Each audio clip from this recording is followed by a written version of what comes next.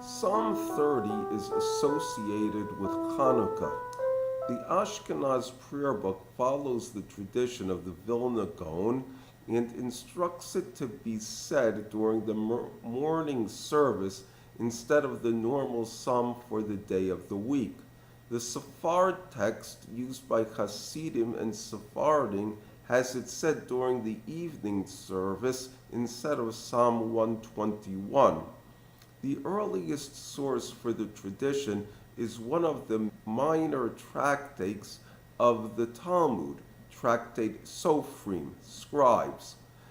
The first Mishnah brings a discussion between the Talmudic sages Rabbi Yochanan and Reish Lakish about the service of the Levim in the Holy Temple, may it be built speedily in our days, during which a psalm for each day of the week was said, plus a special psalm on Rosh Chodesh.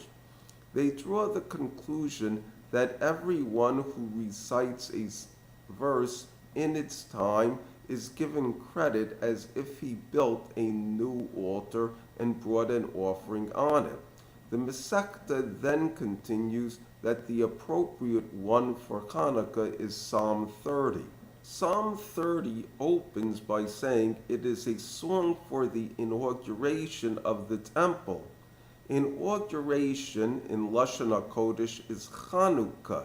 It is the same word for the Jewish holiday Hanukkah, which refers to the inauguration of the temple when it was repurified by the Maccabees. A question is raised as to how this could be a tribute to the inauguration of the temple when the temple was not built during the lifetime of King David. Rather, it was built by his son Solomon. The answers are often like Midrash Shocher Tov, which says, if one thought to do a mitzvah but was compelled not to do so, HaKadosh Baruch Hu credits him as if he did so. You should know, in fact, David is considered as building the temple even though he did not build it, as it says, a psalm, a song of dedication of the house of David. From here it is learned if one is pained about something, it is counted in his name. Likewise, we have found with Moshe, who was pained about the Torah of Hashem and worked long in it, 40 days and 40 nights, therefore it is called in his name, as it says, remember the Torah of Moshe my servant. Likewise, David was pained about the praise, meaning the temple, therefore it is called in his name. Another difficulty is that the text of the psalm is not what is generally expected in a song of inauguration. It is basically a poem of personal thanksgiving for rescue from a horrible situation. David talks about enemies, healing from illness, descending into destruction, and being in hell. From all this, God rescued him. Implying punishment for sin, he exclaims that God's anger is for a moment, but his favor is for a lifetime. He confesses that when Hashem hid his face from him, he was alarmed, and that he called to God and beseeched him. The psalm concludes that his mourning has been changed to dancing and sackcloth to joy. For this he will sing noble songs that will never be stilled and forever give thanks to God. King Solomon's prayer when he inaugurated the temple is more conventional. In it, he asks that the temple will be a shrine of prayer. There Israel will confess their sins and call out to God for help in times of trouble, and people from all nations will come to pay homage to the God of Israel. In addition, all mankind will learn the name of God and to fear him. If Psalm 30 is examined, especially as a follow-up to Psalm 51, it emerges as the prototype and the first of the prayers that will be expressed in the temple. The intellectual foundation of the temple of David is not precisely the same as the tabernacle built by Moshe Rabbeinu. While penitence, forgiveness, and mercy are part of the tabernacle of Moshe, they are much larger in the temple of David. Psalm 51 expresses David's fears of retribution from above because of his sin with Bathsheba, specifically that he will no longer have divine inspiration and will die by the sword. In Psalm 30, he acknowledges that he has been punished and forgiven, and he renders thanksgiving that the things he feared most did not happen. Basically, King David is saying, I did bad things, I was punished. I changed, I was forgiven. For this I wish to give thanks to Hashem at the temple. The joy of the repentant sinner recalls the Talmudic discussion around the saving of Rabbi Abahu. In the place where penitents stand, even the holy righteous cannot stand.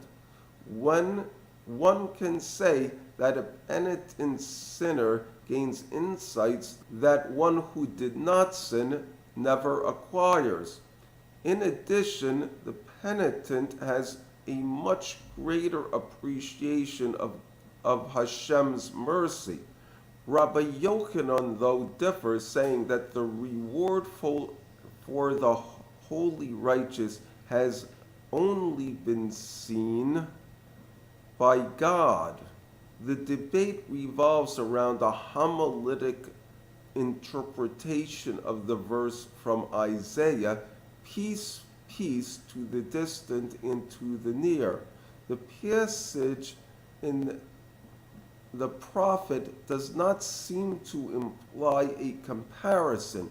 Rather, both the repentant and the righteous will have peace.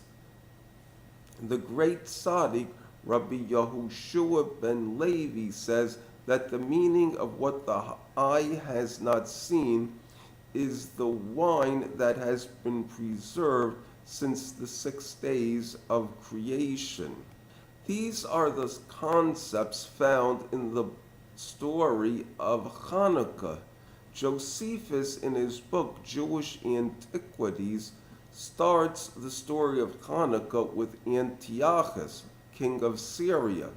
Like other kings of Asia, he gave the temple a large gift because he was impressed with the piety of the Jews. He donated the value of 20,000 pieces of silver plus large quantities of flour, wheat, and salt as an endowment for the sacrifices, among other favorable treatments. Subsequently, there was a dispute and a rebellion concerning who should be the high priest. When the candidate of Antiochus lost, he and his followers returned to their king and told him they wished to leave the Jewish way of life and adopt the Greek way of life. When doing so, they specifically hid the fact that they were circumcised. After that, Antiochus brutally suppressed the Jewish religion.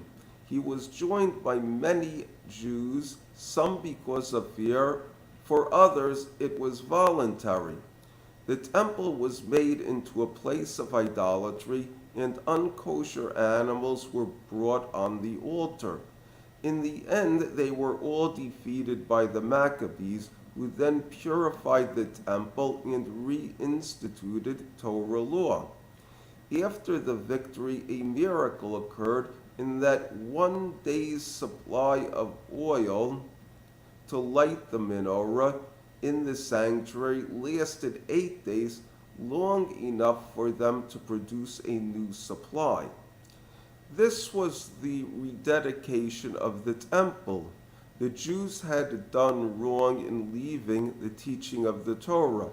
As a punishment, they suffered atrocities at the hand of a former friend. They repented and returned to the faith. They were given a miracle from heaven as a sign that they were forgiven.